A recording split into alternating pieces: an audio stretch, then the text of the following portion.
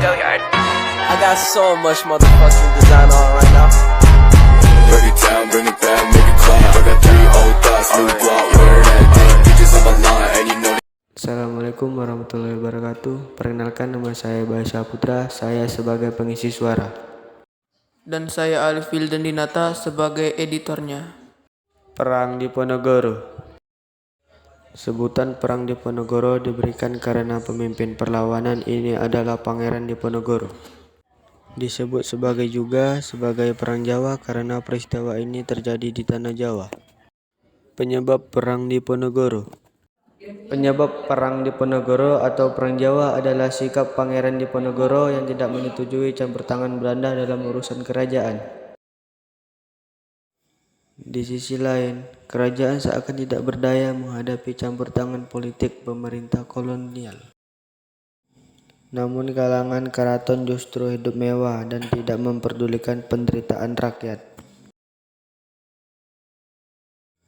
Kondisi para petani lokal menderita akibat penyalahgunaan penyewaan tanah juga menjadi salah satu faktor yang membuat Pangeran Diponegoro geram. Kekecewaan Pangeran Diponegoro memuncak ketika Pati Danaraja di atas perintah Belanda memasang tonggak-tonggak untuk membuat rel kereta api melewati makam leluhurnya. Pangeran Diponegoro yang muak dengan sikap Belanda kemudian menciptakan sebuah gerakan perlawanan dan menyatakan sikap perang. Kronologi Perang Diponegoro. Perang Diponegoro berlangsung selama 5 tahun, yaitu dari tahun 1825 hingga tahun 1830.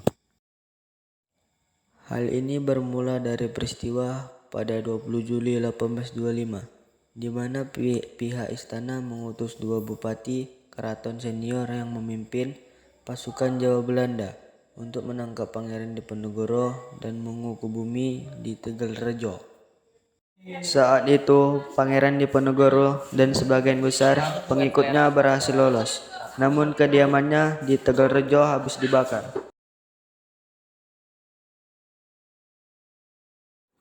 Pangeran Diponegoro bergerak ke barat hingga ke Gua Selorong di Dusun Kentolan Lor, Guo Sori, Pajangan, Bantul sebagai markas besarnya. Perang Diponegoro melibatkan berbagai kalangan, mulai dari kaum petani hingga golongan priai yang menyumbangkan uang dan barang-barang berharga lainnya sebagai dana perang. Kaum pribumi terlibat dengan berbekal semangat, saduhumuk, batu, senyari, bumi ditohi, tekan pati, yang berarti sejari, kepala, sejengkal, tanah dibela sampai mati. Hanya dalam waktu 3 minggu setelah penyerbuan Tegalrejo, pasukan Diponegoro sudah bisa melakukan penyerangan dan berhasil menduduki Keraton Yogyakarta.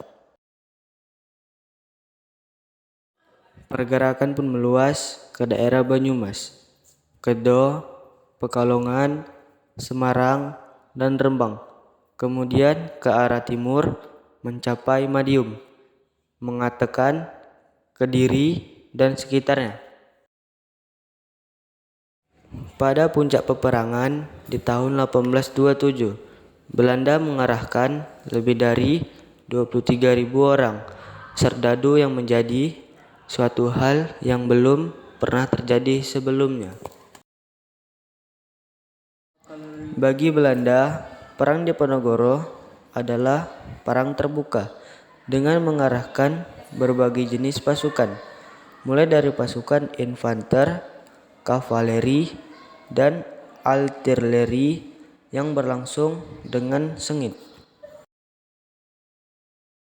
Bahkan pada 21 September 1829, Belanda sempat membuat sayembara dengan hadiah-hadiah besar 50.000 gulden beserta tanah dan penghormatannya bagi siapa saja yang dapat menangkap Pangeran Diponegoro hidup atau mati. Pada akhirnya, setelah pengkhianatan tersebut, Pangeran Diponegoro menyatakan tersedia menyerahkan diri dengan syarat sisa pengikutnya dilepaskan.